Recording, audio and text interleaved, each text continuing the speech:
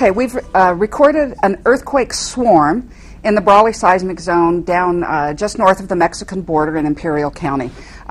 We've had over 400 earthquakes. The two largest were 5.3 and 5.5. This type of swarm that goes on for many hours with hundreds of events is actually typical of the Brawley seismic zone. So at magnitude 5.5, which is the largest event, caused some minor damage in Brawley, disrupted the power system, threw things off of shelves. In other parts of the country, without the building codes that we have here in California, or where you have a lot of older buildings that weren't built to code, you can see a lot more damage. But there have been so many earthquakes over the years in Imperial County, those buildings are gone.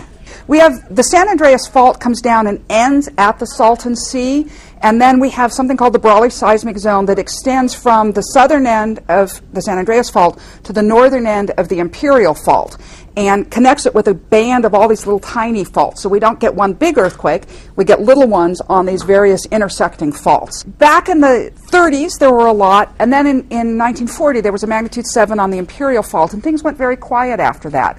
We sort of think that maybe it helped sort of relax the system, and then it gradually built back up. The 60s and then the 70s, we were having lots of these swarms. 79, there was another big earthquake on the Imperial Fault, a 6.5, and it went quiet again for a while. Now, there have been some other activity. We had a magnitude 6.6 in 1987. If you live in Imperial County, you're used to feeling earthquakes. It's characteristic of a particular area when you have a very hot crust, when you tend to have very small faults, because it's the length of the fault that determines the size of the earthquake. There isn't a big fault there to produce a magnitude 7 or whatever.